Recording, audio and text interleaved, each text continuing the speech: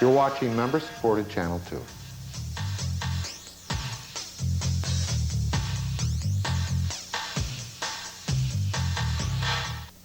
The MacNeil Lehrer NewsHour is brought to you locally by SIT Mutual Fund Group, pure no-load mutual funds managed by Twin Cities-based SIT Investment Associates, federated insurance companies, business insurance specialists for over 90 years. The national law firm of Robbins, Kaplan, Miller, and Cerisi, providing comprehensive legal services with 8 offices nationwide. The Bayport Foundation, supported by Anderson Windows and Patio Doors. C.G. Rhine Galleries, specialists in fine art sales and rentals for home and office. And by Lyman Lumber Company, the professional builders supply center, serving the Twin Cities from Chanhassen.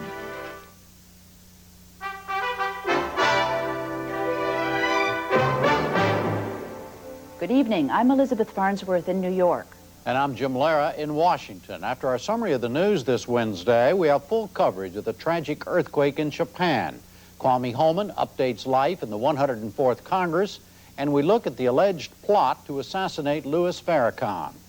Funding for the MacNeil Lehrer NewsHour has been provided by the Archer Daniels Midland Company. With ADM ingredients in thousands of consumer products, it's no wonder ADM is called Supermarket to the World. And by New York Life, yet another example of the wise investment philosophy New York Life has been following for the last 150 years, and by the Corporation for Public Broadcasting, and by the annual financial support from viewers like you. The number of people killed by the earthquake in Japan has now passed 3,000. About 900 others are still missing. 14,000 were injured. Most of the dead and injured were in the port city of Kobe, where fires continued to burn today. Authorities are now worried that there isn't enough food or water for the estimated 150,000 people left homeless by the quake. We'll have much more on this story right after the news summary. Elizabeth? Kabila Shabazz pleaded innocent today to charges that she hired a hitman to kill Nation of Islam leader Louis Farrakhan. The daughter of the late Malcolm X appeared in federal court in St. Paul, Minnesota. The government charged her with the murder plot last week. Farrakhan has said he believes the charges are part of a government plot to destroy black unity. We'll have more on the story later in the program. The judge in the O.J. Simpson case has ruled the prosecution may introduce evidence about past domestic violence. The ruling includes a 1989 incident in which Simpson pleaded no contest to wife beating. Simpson has pleaded not guilty to killing his ex-wife Nicole Brown and a friend. The trial is expected to begin later this week. The new Congress today sent its first piece of legislation to President Clinton for signature. It's the Government Accountability Act, which requires Congress to abide by the laws it passes for the rest of the country. It was one of the main items in the Republican Contract with America. House Speaker Newt Gingrich spoke about it at a Capitol Hill news conference. We have passed the first bill we said we would pass. More is coming, and I think the American people have every reason to feel very proud about what the Republicans in the House and Senate are leading, and frankly, what the Democrats in the House and Senate are helping us with. We had a unanimous vote, 390 to 0, to pass this from the House in final passage, and we're excited to have that kind of bipartisan reform. The Senate Budget Committee today approved the constitutional amendment for a balanced budget. The vote was 15 to 3. It now goes to the full Senate. The effort to win support for loan guarantees to Mexico was stepped up today. Vice President Gore, Federal Reserve Chairman Alan Greenspan, and Treasury Secretary Robert Rubin were among the officials who met with members of Congress. They are seeking up to $40 billion in loan guarantees to help Mexico recover from its financial slump. President Clinton made his case for the package during his speech to business leaders at the Treasury Department this afternoon. If we fail to act, the crisis of confidence in Mexico's economy could spread to other emerging countries in Latin America and in Asia. The kinds of markets that buy our goods and services today and that will buy far more of them in the future. Developing these markets is plainly in the interests of the American people. These guarantees, it's important to note, are not foreign aid. They are not a gift. They are not a bailout. They are not United States government loans. They will not affect our current budget situation. Rather, they are the equivalent of co-signing a note that Mexico can use to borrow money on its own account. The loan guarantee package is supported by the bipartisan congressional leadership, but there is opposition in Congress. Senator Tom Harkin, Democrat of Iowa, spoke at a Capitol Hill news conference today. It takes care of all the international financial institutions and international bankers. But I'm wondering about the impact on the Mexican worker and upon our own workers in this country. The peso's been devalued by a half. If we go in there and bail it out, and we don't, and they cut their workers' wages even more, that means more exports from that country into this country, cheaper exports. It also means that people will be leaving Mexico because of lower wages. If they're going to cut wages, they're going to be flooding into this country. And so I think we have to examine all of the repercussions of this action. In economic news, the Federal Reserve released its so-called Beige Book today. That's a periodic survey of economic conditions around the country. The report said the economy remains strong, but it warned that higher raw material and labor costs could rekindle inflation. United Auto Workers at a General Motors plant in Flint, Michigan went on strike this morning. The 6,800 workers walked off their jobs after negotiators failed to reach an agreement on staffing at the plant. The Supreme Court ruled today that people can sue airlines that retroactively restrict frequent flyer benefits. In a 6-2 vote, the High Court said that a federal law that deregulates airlines does not bar such lawsuits. The ruling allows an Illinois class action suit against American Airlines to go forward. Club members sued the airline for breach of contract when it restricted bonus awards in 1988. Russian President Yeltsin said today he would not negotiate with the president of Chechnya. There was supposed to have been a ceasefire today, but there was no let-up in the Russian bombardment of Grozny, the Chechen capital. Both sides claimed victories on the battlefield today. Secretary of State Christopher warned Russia's Foreign Minister Kozyrov that aid to Russia could be jeopardized by the Chechnya crisis. The two held talks on the subject today in Geneva. And that's it for the news summary tonight. Now it's on to the earthquake in Japan, a Congress update, and the Farrakhan plot.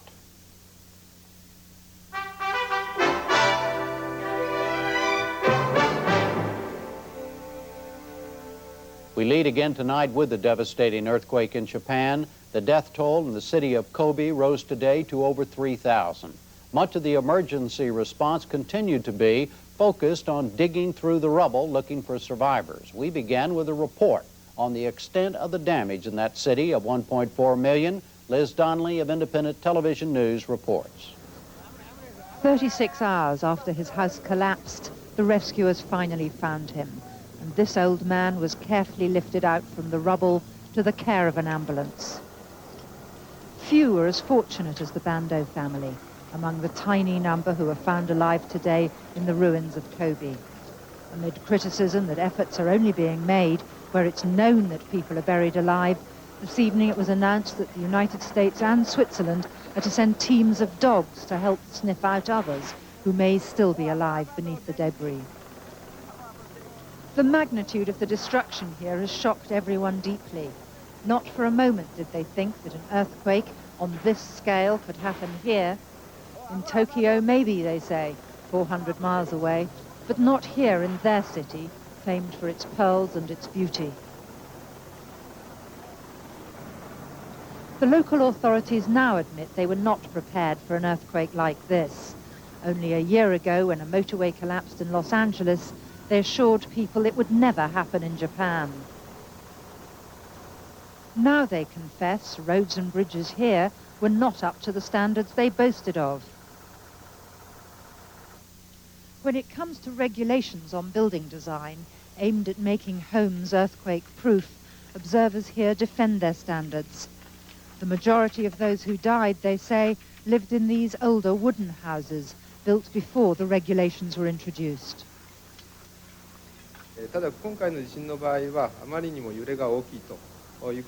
This time the earthquake was just too strong, because in Japan we have many wooden buildings. The quake caused major damage to them, and they've been the most significant structural casualty of this quake. We have now to review this weakness and to be better equipped in the future. This school hall has been turned into a shelter for those whose homes have been destroyed, and many others too afraid of the threat of an aftershock to stay in their houses. but there's only enough food and water for a third of the 200,000 people now in centres like this, and there is alarm at the slowness of the aid operation. Aid workers have been delayed by the sheer quantity of traffic on routes into Kobe, blocked by anxious friends and relatives rather than cleared for emergency vehicles. But though some Japanese newspapers are openly questioning official policy, people here are more fatalistic about their plight. Outside on the streets, there are long queues as those who've remained at home wait stoically for supplies. They have an air of dignified acceptance rather than impatience to be served. The government's reported to be setting aside $1 billion for emergency relief measures as rescue workers from throughout the country converge on the area and troops are put on standby. The Japanese Red Cross say they're bringing in more doctors and nurses as hospital authorities appeal for further supplies, including oxygen. Throughout the area, there's a strong smell of leaking gas, and the fear of causing further explosions is also slowing down the relief operation and hampering efforts to shift the vast amount of debris blocking the streets. The shortage of water here is not just a problem for these women, desperate to give it to their families, but for fire engines unable to operate without a supply. As their initial shock wears off, the fear for the people of Kobe is that the expected aftershock will prove as devastating as the quake itself. They hope now the authorities will at last succeed in speeding up the relief effort and bring vital supplies to this devastated area. After every major earthquake, scientists and engineers gather new data to determine how best to prepare for future quakes. Ron Hamburger is in that line of work. He's a structural engineer and vice president for a company called Earthquake Engineering International, based in San Francisco. He's the incoming president of the Structural Engineering Association of Northern California, which helps set building codes there. Mr. Hamburger is currently working on a study of steel frame buildings that fractured in last year's Los Angeles earthquake. Thank you very much for being with us, Mr. Hamburger. I'm glad to be here, Elizabeth. I understand that you've talked to your people in Japan and you've been watching the reports from Kobe. What can be learned from this quake so far? Well, right now it is very early. In fact, access to the site of the devastation is very difficult because of all of the damage to the highway and rail lines, but we have had people that have walked into the site as well as overflown it by helicopter. It looks like there are literally thousands of buildings that are heavily damaged. It looks like most of the damage is to reasonably older construction. Some major buildings, but mostly built in the 1960s and perhaps early 1970s. So it looks to you like the new buildings built with the modern code requirements and the kinds of steel reinforcements and building methods that the Japanese used stood up. Can you tell that yet? Well, it's early to make a definite conclusion about that, but that's certainly what we would expect to see. What about the scope of the devastation? I understand that sometimes from TV reports it looks worse than it actually is. Do you have any information about that? Well, that's really true, of course, because the TV never does show things that aren't damaged. My colleague in the field has told me that he estimates something on the order of 1% of the buildings in the city of Kobe are actually severely damaged. So that's 1 out of 100. But it's a very densely populated city, and so that's still quite a few buildings. What about the bullet train? Were you surprised that it apparently collapsed in 8 places?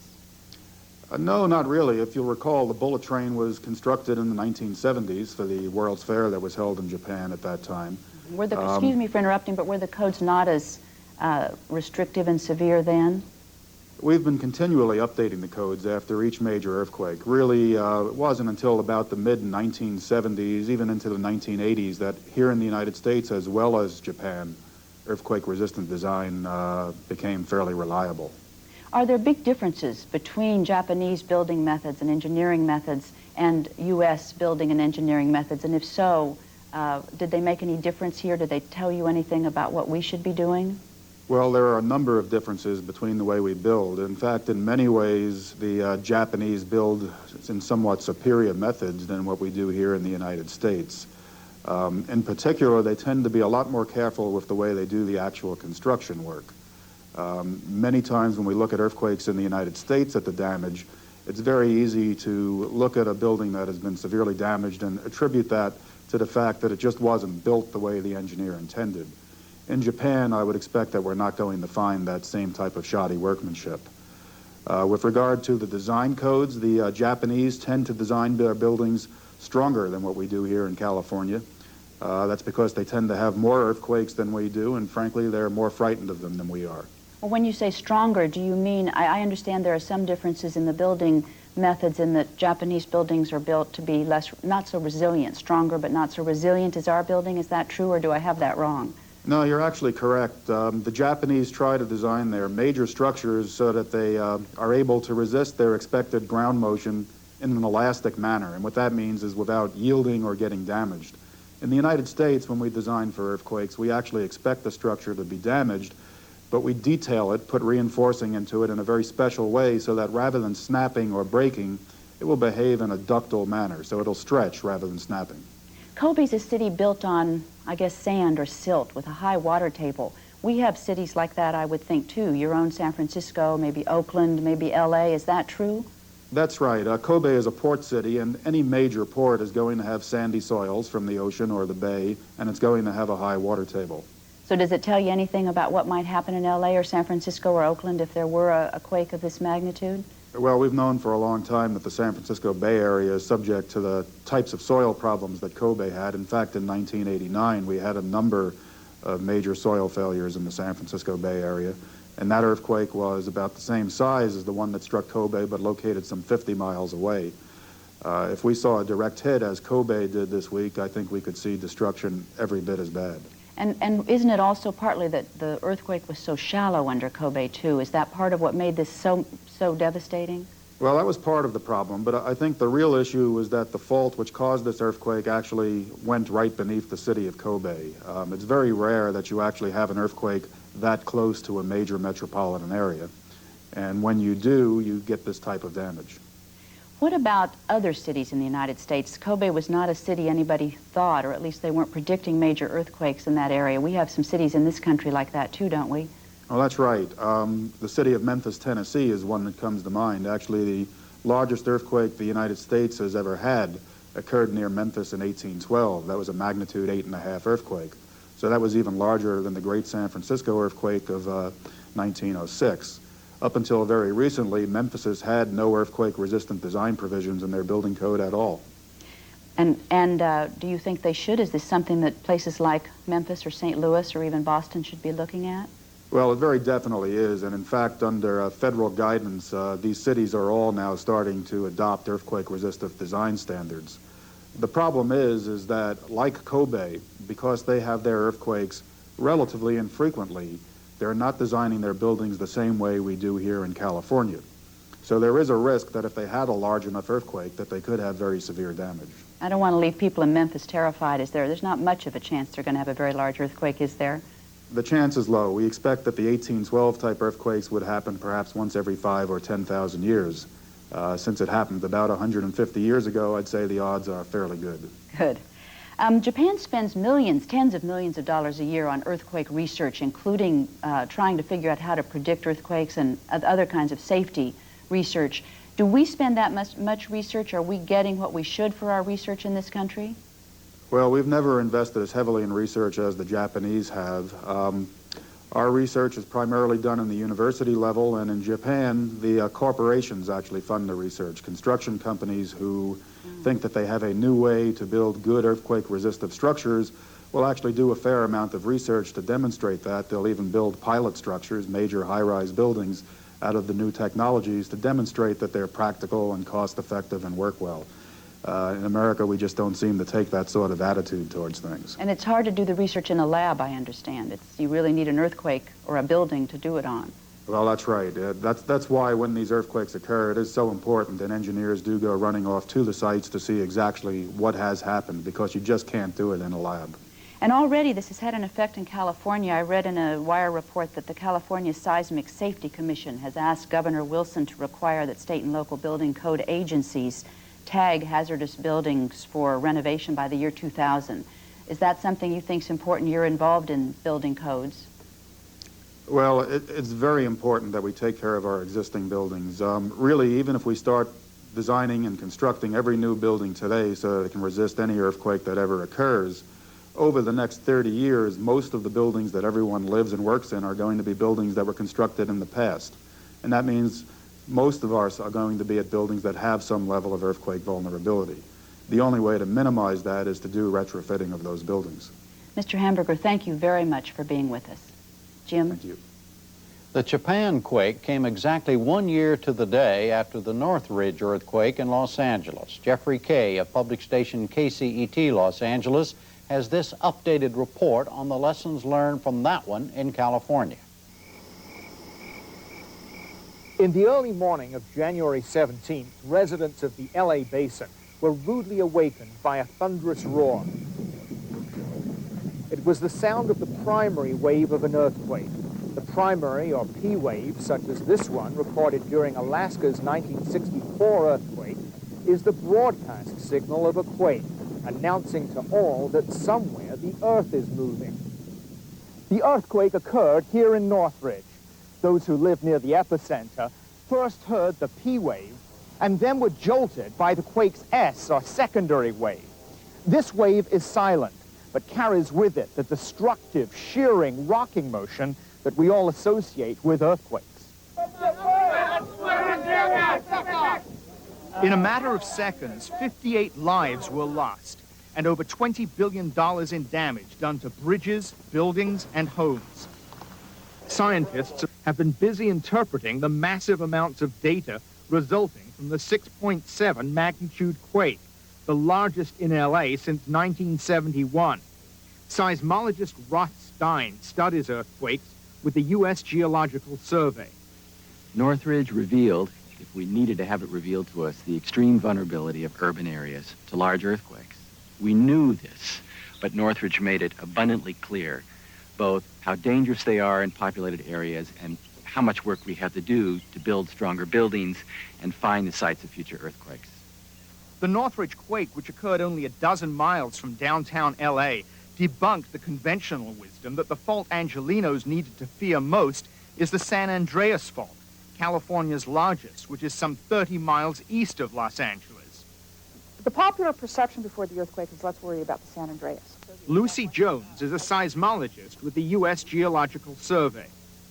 It's quite clear that the faults we have in Los Angeles are long enough to give us even bigger earthquakes. It's pretty much the length of the fault gives you the size of the earthquake. The more area you have to produce energy, the more energy you produce. And we have faults long enough for probably a 7.5 in Los Angeles. The San Andreas is less than half the problem in Southern California. We have 300 faults that we know about, plus others, obviously, that we don't, capable of at least magnitude 6s. And we're seeing, what, how many earthquakes on this map over what period of time? Well, you're seeing probably over 100 earthquakes in the last week. Southern California's earthquakes are being closely monitored by seismologist Tom Heaton of the U.S. Geological Survey. The average year we record about 10,000 earthquakes in Southern California. The last several years it's been more like 30,000 earthquakes because of these large earthquakes. But LA's earthquakes have not only increased in frequency, they've also grown in size. In 1986, the rate at which we have earthquakes changed. And the one statistically significant part of the change is that the relative number of large to small earthquakes changed. We've started having more big ones without having more small ones. We don't know exactly why, but we came to the conclusion, even if we don't know why, the fact is this has changed at a statistically significant level. We have to consider the new rate our rate. And the new rate implies that we have a 12% annual probability of magnitude 7s. Monday's quake in Kobe showed how devastating a 7+ earthquake can be in an urban area. And in California in 1992, a 7.3 earthquake broke on the Landis Fault in the Mojave Desert, east of Los Angeles. Geologist Kerry C. of Caltech has carefully studied the fault. Where are you going up here? We're going to go to the top of the scarp, which is a little cliff that formed at the time of the earthquake. So in a period of about 1 or 2 seconds, this piece of ground came from a place down about there to here, forming this cliff. if we had been standing next to each other at the time of the earthquake, we would have wound up like this after the earthquake. And you would have been down there about and I would be down 13 feet here. away. Right. So this is this is the relationship that would have wound up after the earthquake had Right. we been standing together. So if we've been face-to-face conducting an interview here before the earthquake, you would have, in a matter of a second or two, gone shooting off in that direction, and you would have dropped down about 5 feet. The 5-foot uplift caused by the Landers earthquake is how mountains begin. A small upward movement from one earthquake, followed by hundreds of other quakes over millions of years. The numerous steep mountain ranges surrounding the LA basin are vivid testimony to how seismically active this region is. The Landers earthquake also gave scientists an important piece of new information, one that could be troubling in terms of the LA basin. We used to think, in California anyway, that if you have one fault, you then have the potential for one earthquake. The longer the fault, the greater the more the potential for a bigger earthquake. Okay. What we found in this earthquake is that not only did this fault move, this is a 25-kilometer long fault, but another fault next door, its neighbor, also moved. And another fault up on the other side of this fault also moved. So we had 6 major faults, all about 20 kilometers long each, all breaking in sequence in one big earthquake. So we found that sometimes faults link together to form a bigger earthquake. The Landers fault and the fault which lies underneath Northridge are related. They are both part of the San Andreas family of faults. As far as California is concerned, the San Andreas is the mother of all faults and marks the line where 2 of the Earth's major plates, which form the globe's crust, come together. On the western edge of the fault is the Pacific Ocean plate. The North American plate is on the east. As these plates rub against each other, stress builds up. Every 130 years, the southern end of the San Andreas explodes in an earthquake of 8.0. Complicating the picture in Southern California is the fact that there is a severe bend in the San Andreas near Los Angeles. Southern California has been pushed into the fault, it's been shattered, and we've got little pieces that are being shoved one by one around this corner. And it leads to the over 300 faults capable of damaging earthquakes that we have in Southern California. And it leads to a much messier situation than, say, what goes on in the Bay Area, where you have just a few faults and you can see more clearly what's going on. Down here, it's a mess. Geologists are now hard at work trying to better understand LA's faults, digging into them to find out how often they move, like this fault near Hollywood. But some faults, such as the Northridge fault, are extremely difficult to detect because they do not come to the surface. The earthquake was the first sign there was a fault under Northridge. There are faults down there which we hadn't realized, and what we now have done is to look back around the world to other sites with similar conditions and see that earthquakes of magnitude 7 to 7.5 occur on these blind thrust faults, and so they presumably occur here as well. The fact that large earthquakes can happen right in downtown Los Angeles, where they would be the most devastating, is now an accepted scientific fact. The question then is what would happen to LA's steel-framed buildings, which were presumably built to withstand large tremors. New research published last week in the magazine Science shows that these buildings aren't as earthquake-resistant as originally thought. One of the authors of the Science article is Tom Heaton. There's some perception that I've run into among the public that somehow we fully understand how the ground will move and how the building will respond to that. And in fact, that's not the case. There is no such full understanding. And in fact, I think in some cases there's some misunderstanding between engineers and scientists that exists out there. And what the full implications are have yet to be determined. One engineer who gained first-hand knowledge of the vulnerability of steel-frame buildings to earthquakes is Charles Thiel. He oversaw the engineering inspection of the earthquake-damaged buildings at Cal State Northridge. The university was more or less ground zero for the Northridge quake. This earthquake has been really the first test in the United States of modern steel construction in a region of very strong shaking. And we've learned some things about its performance that indicate that steel does not perform as well as steel systems. don't perform as well as we had expected them to. The compelling evidence for this can be found in this building, Cal State Northridge's Oviatt Library. I thought this building was just fine and that we'd have to clean up the asbestos and take care of picking up the ocean of books that were on the floor, and that we'd be able to re-enter it. As we discovered the condition of the building, that view has changed radically. In the weeks following the quake and as aftershocks occurred, Thiel began to see small cracks, signs which told him there were deeper problems, structural problems. He removed interior walls, uncovering the steel beams that supported the building. What he found shocked him.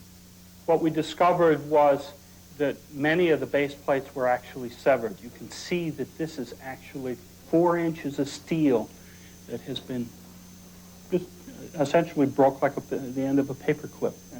So essentially what's happened is with the crack that you see here, yes, and you see exactly the same crack on the other one, right, we essentially have severed this thing so it can rock. You just rock to its heart's content. This is 4-inch steel, and it's all high-quality steel. This is not junk stuff. The rocking of the building caused this huge bolt to bend and the concrete underneath to shred. In fact, 75% of the steel plates in the building failed in a major way, and the Oviatt Library was not alone. It's estimated that 60 to 70 other steel frame buildings suffered damage due to the Northridge quake. However, the extent of any damage in private buildings is unknown. This is a public structure. It's owned by the public. Everything that we learn, everything that we have here is available for public examination, including by the profession. That is not true for private structures. The only thing that's really available is what the owner chooses to allow to be discussed, and many owners would prefer not to have that information divulged. John Hall, an engineering professor at Caltech, says that what happened in Northridge in a relatively small earthquake is a warning engineers should not ignore. That 7+ earthquake, we could see some collapses of our taller buildings. It may be 1 or 2, or maybe even 3, something like that. But certainly a lot of them are going to be very severely damaged, even though they may not collapse. The vulnerability of tall structures is caused by the fact that as the ground motions of a large quake force a tall building to sway, the top floors soon get out of sync with the bottom. This can lead to the building's collapse as the bottom floors get offset and the top floors tumble over. What's causing this? The problem is that the welds which tie steel beams together simply are not holding up in the real-world stresses of large earthquakes. This is new and disturbing information, and something that the laboratory testing of welding techniques never revealed. And if there's one great message of this earthquake for the research community, it is quite simply that we have radically invested in research on the full-scale performance of structures. 1 year after the Northridge quake and only 2 days after the Kobe quake, it's clear that urban areas like Los Angeles and Kobe are more vulnerable than engineers thought to devastating earthquake damage. Northridge also showed the particular vulnerability of America's steel-framed skyscrapers. And it demonstrated the need to reinforce existing buildings and to develop different standards for new ones. But what those designs and standards will look like and how much they will cost is a matter of ongoing debate.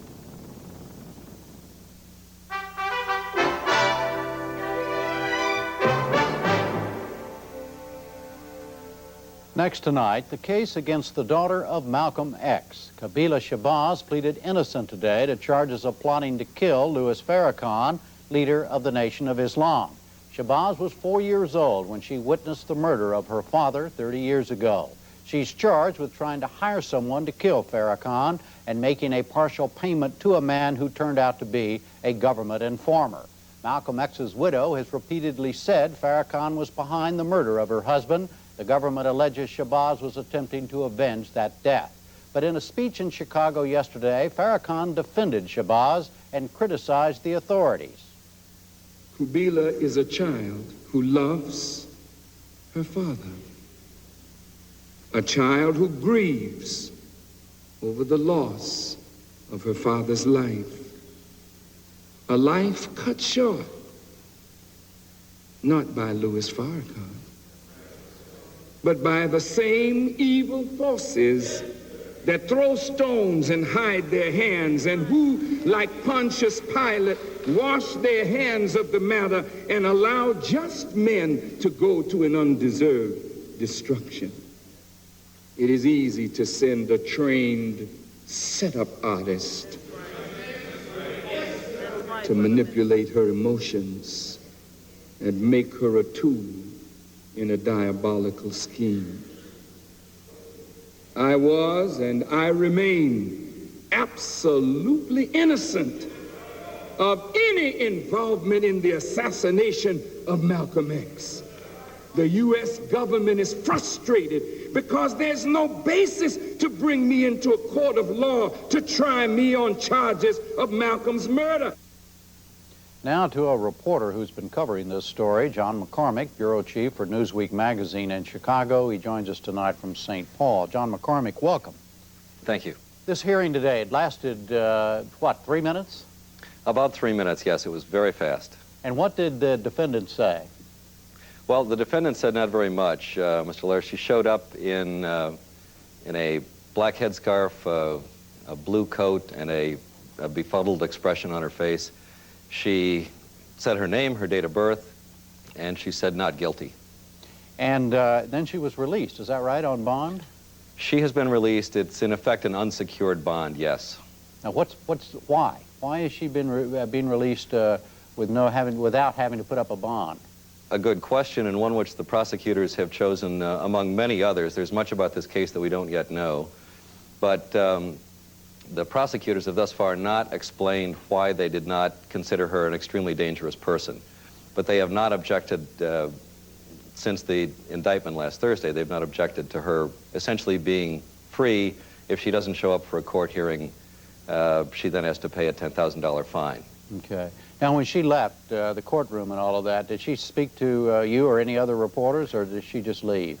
She did not speak to the vast majority of us, and I don't believe she spoke to anyone. She left by a special entrance. Yeah. All right, now, take us through what the government alleges she actually did. Okay, it's important to remember that, as defense counsel keeps pointing out, that wishing someone dead is not a crime. And most of the laws that govern homicide in America are actually state laws rather than federal laws. So these charges are somewhat narrow. There are 8 accusations that she used a telephone from the state of New York to call someone in Minnesota to try and arrange the assassination of Louis Farrakhan. There is a 9th charge. Over a period of how long? Over a period of late July until till late August. Okay. Of 1994. There's a 9th charge asserting that she then traveled from New York to Minnesota in order to facilitate that assassination, and that she made a partial payment, which the government has not disclosed, but which we have been told was relatively small. Newsweek's been told it's $250. And to whom did she give this money to? That has not been specified by the government. Other federal sources have indicated that is an individual named Michael Kevin Fitzpatrick, who, when he was in the Federal Witness Protection Program, also took on the name of Michael Kevin Summers. And he has been a gold broker in the Minneapolis, St. Paul area for the last few years. Now, what is his connection to Kabila Shabazz before? They were friends at the United Nations High School in New York City. His friends here indicate that he encouraged her to come here. She did come here on the 6th of September, according to the government's allegation, and she has been living rather quietly in a regentrifying neighborhood south of downtown Minneapolis since the 6th of September with her son, Malcolm. But not with Fitzpatrick? There is no evidence of that whatsoever, no. I've spoken with the neighbor across the hall who says that he has not seen anyone other than the 2 of them going in and out of the apartment. Now, back to the telephone calls. Yes. The government has tapes of these, is that right? Yes, the government has tapes, and if we can read just a bit between the lines. Sure. They appear also to have videotapes of meetings which presumably occurred in Minnesota after the 6th of September. These meetings between Shabazz and apparently That's right. Fitzpatrick, right? That's right, yes. So the assumption is the assumption then that Fitzpatrick brought the government in on this. In other words, to use the government's case at least, the government's side of this, that the government was brought into this immediately by Fitzpatrick after he was contacted by Shabazz. Is that their case? They have not said that on the record, Mr. Lehrer, but that is the clear indication, and there's an FBI agent who had previously worked with Fitzpatrick who's been quoted as saying that that's exactly what happened, that Fitzpatrick approached him, and that he in turn passed Fitzpatrick along, presumably to other agents of the FBI. And that everything that he and Shabazz have done since then, apparently they have taped either on videotape or audio tape. That's what we're supposed to. That's a pretty fair conclusion. Although it's important to note that there have been no documents laying out exactly Sure. what you've said. But yes, that's the logical conclusion. So the defense maneuver has been to immediately try to attack the credibility of Mr. Fitzpatrick, citing various problems in his past. Now, is there any allegation or any reliable reporting that would put anybody else involved in this, or is it just these two people? Our FBI sources have repeatedly indicated to us that there is no third conspirator. The way that I've been asking the question is there any other player? And I've been repeatedly told, no, there is not another player. And is there any indication otherwise? No, sir. None that we're aware of. And is there anything else that you know about or have heard about or that reliably heard about any other money or any other inducements, anything else involved other than this $250 and maybe possibly the promise of more, and if so, how much? Well, we've been told that the friendship between the two may have been such, and I need to underline may, that there was some attraction between the two of them, perhaps on her part. We quote a source saying that she may have thought that by moving here she was getting into more of a relationship than may have been on his agenda. In other words, a personal relationship of some Yes. kind. Yeah. Yes. All right, now, how deep is this hate within Malcolm X's family for Farrakhan and the belief that Farrakhan was actually involved or had, in fact, triggered the assassination of Malcolm X? Well, Ms. Shabazz's mother, Betty Shabazz, has been quoted as saying, and in fact said on a network newscast last year, that yes, she was certain that Minister Farrakhan was involved. Minister Farrakhan, whom I've spoken with in Chicago in his house about this, profoundly disagrees, as he disagreed on your segment earlier. Now, was Farrakhan ever charged with anything after the Malcolm X assassination, or was there anything at the time, officially or unofficially, that linked him to this crime? Not to my knowledge, although we're going back 30 years and I was not... We were both in high school then, right? Yeah. Absolutely. So Right. Nothing that I've ever been aware of, no. But he was never charged, nothing on the record of any kind to link him to that killing, is that right? No, the real problem, I think, with trying to explain the killing of Malcolm X is that at the time there really never was a very satisfactory explanation of what happened. And people have been charged, convicted, sent to prison and so on with considerable question about whether in fact they were or weren't guilty. And in the absence of a fairly clear, I mean, I don't want to draw too many parallels to the Kennedy assassination, but for a number of people there's a clear similarity because we don't have the proverbial smoking gun. Yeah. All right, now what's the next step in this case? Well, the next step is that there will be motions and toing and froing, and a trial date was set today of March 27. I would expect that to be delayed by some of the motions that will come in. William Kunstler has joined the defense team now. What we're watching right now is a back and forth in which people on Ms. Shabazz's side are trying very hard to paint Mr. Fitzpatrick as someone who's got big problems and who had all kinds of other motives for wanting to cooperate with the government and get the government off its back. So the defense is going to be that she was set up by Fitzpatrick. The defense will be that she was set up, that she was entrapped, that she is a grief-stricken young woman seeking to understand her father's assassination, which she witnessed 30 years ago. And there has been much in the press in the last few days along that line, and asserting that the prosecution has a very tough set of assertions to prove here. I would point out, though, that this is frequently a matter of judging the case on the basis of evidence that we haven't seen yet. Sure. The U.S. Attorney here, David Lillehog, is an extremely sharp prosecutor. He's got a good team. The FBI office in Minneapolis has a very good reputation. We do not yet know what is on those tapes, and how she got to the dance may end up being a lot less important than what she did at the dance. When a jury sits and looks at those tapes, the question of how she was involved in those discussions may be not as important then as it seems now. All right. Well, John McCormick, thank you very much for being with us tonight. Thank you.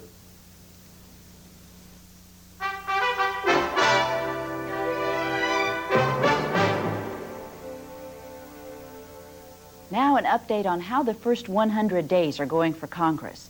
Tomorrow, House Republicans will introduce a bill to tighten controls on unfunded mandates, those laws that Congress passes on to state and local governments without supplying the money to carry them out. It is the first major piece of legislation from their contract with America. Kwame Holman reports.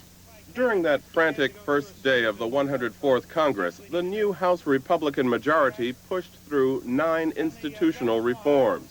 To speed up the process, they invoked a so-called closed rule. No amendments were allowed, and some Democrats complained bitterly.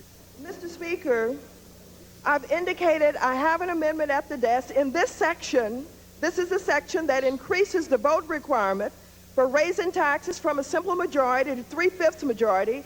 I wish to protect Social Security from being cut by a simple majority. Why can't I add this amendment at this time? The gentlelady should be advised that under the rule, that amendment is not in order at this time.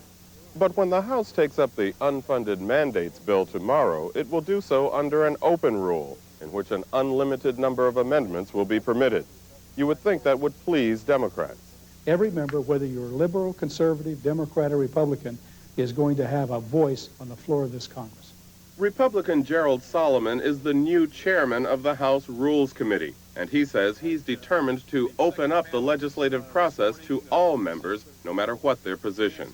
We're going to go back to the days of Tip O'Neill. Tip O'Neill was one of the toughest, most partisan speakers that this House has ever known, yet he was one of the fairest.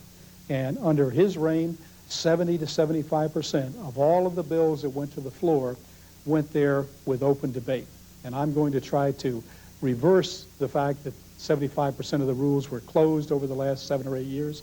We're going to reverse it back, and whenever possible, we're going to have open debate. But for God's sake, give us a few weeks on each of these important pieces of legislation to try to get it as right as we possibly can. Democrat Anthony Bielenson, a 16-year veteran of the Rules Committee, supports the unfunded mandates bill in principle. His only complaint is that members were given 1 day to explore the bill in committee. The only testimony, other than from other members of the Congress, that was taken in any of the hearings on this bill in the past 2 or 3 weeks was in our own Rules Committee. And most specifically, that testimony was with respect to the procedural portions of this bill, which are complicated and difficult and raise some very real and troubling questions of their own. The Government Reform and Oversight Committee, under the chairmanship of Republican William Klinger, held no hearings on the bill. Do you think that the 100-day deadline had something to do with the committees of jurisdiction, as you said, not taking hearings on unfunded mandates, for example? I think so. I think that our Republican colleagues, those who are chairpersons of the various committees with various mandates, as it were, from their own party to get things done, were under a lot of time pressure.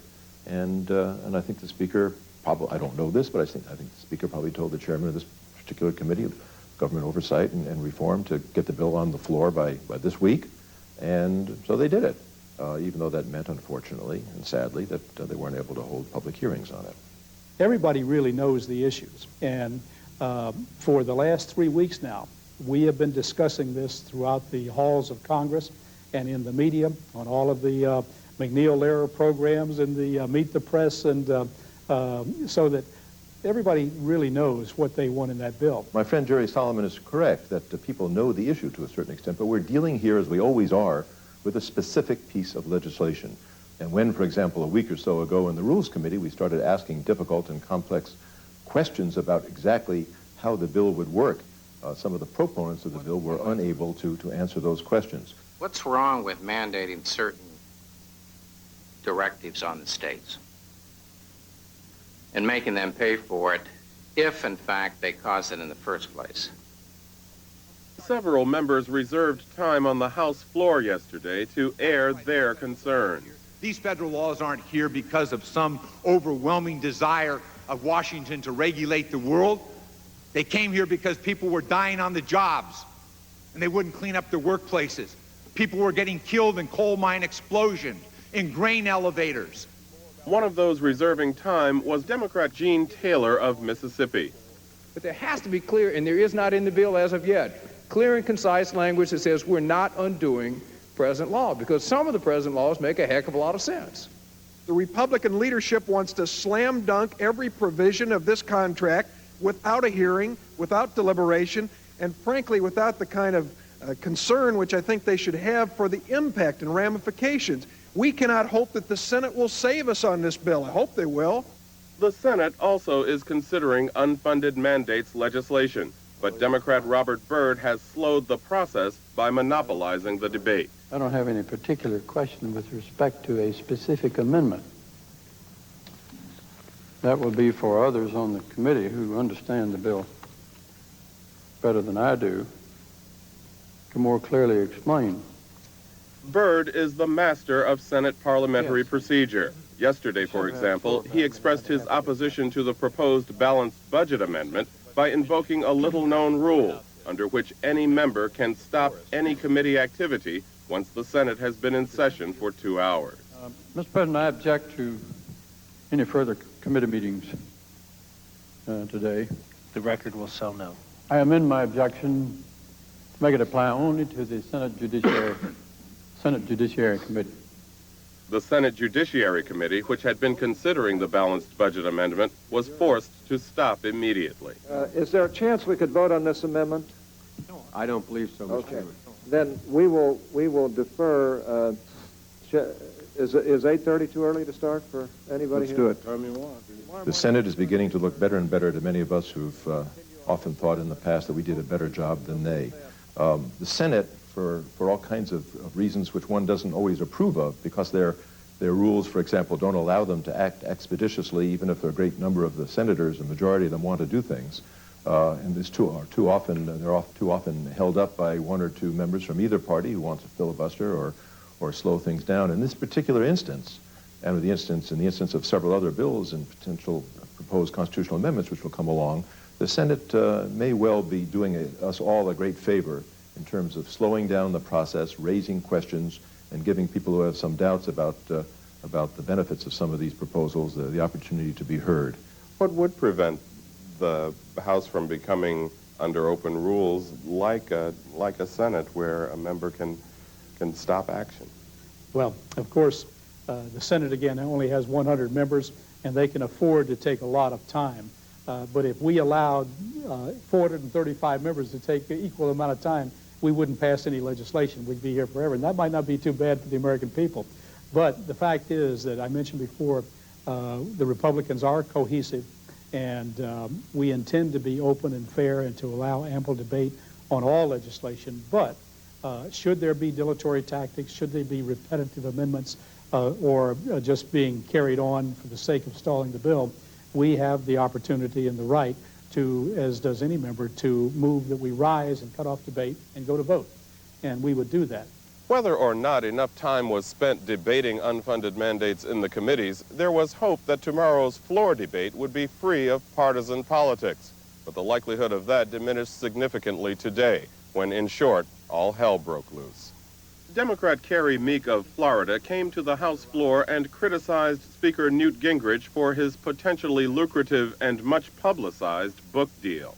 The Speaker's unbelievably good book deal After all these secret meetings and behind-the-scenes deal-making with which each day brings to light new and more startling revelations, I'm still not satisfied with the answers I'm getting about this very large and lucrative deal our Speaker has negotiated for himself. Regular order! Regular order! Republicans appeared ready for any such attack and forced a vote to strike Meek's words from the official record. All in favor say aye. Aye. All those opposed say no. No! Opinion of the chair that the ayes have it. I ask for yeas and nays. Ask for yeas and nays. In the end, Republicans charged Democrats' real goal was to delay action on the unfunded mandates bill. We, the Republican Party, admit our work today has been delayed, but the fact is we remain determined. I yield back the balance of my time. Gentlewoman's time has expired. Democrats deny the delaying charge. In any event, debate on unfunded mandates begins on the floor tomorrow.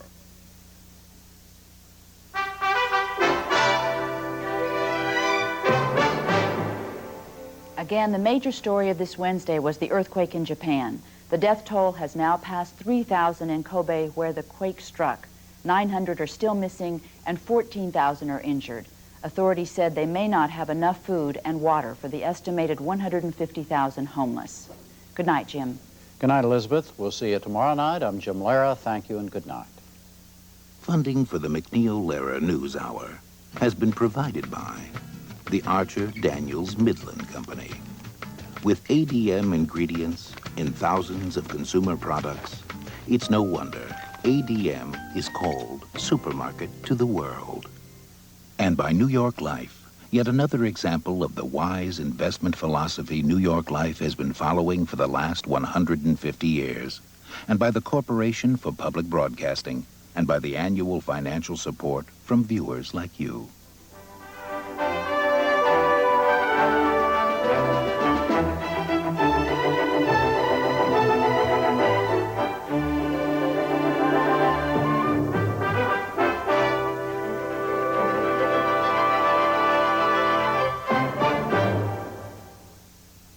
Video cassettes of the MacNeil Lehrer NewsHour are available from PBS Video. Call 1-800-328-PBS-1.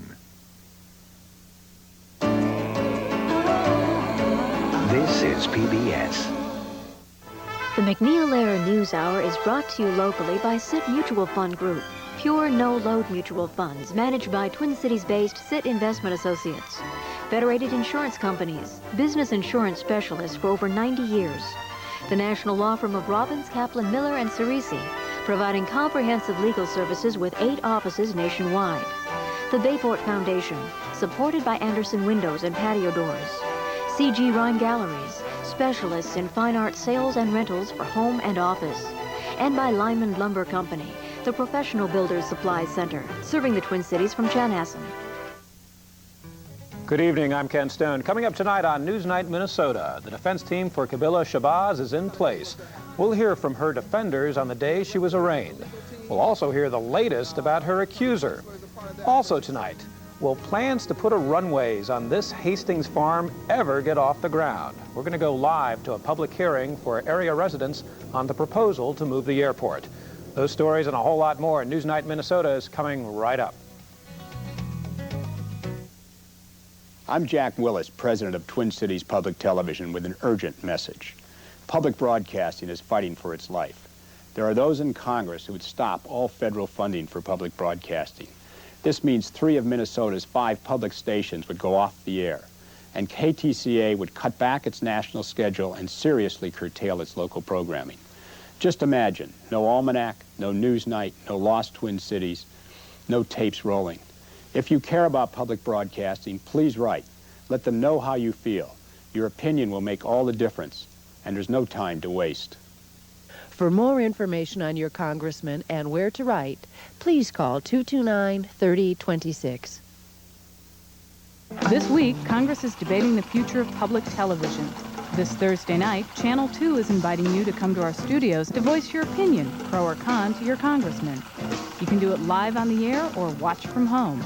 So grab the kids, friends, whoever you can find on Thursday night, and let your voice be heard.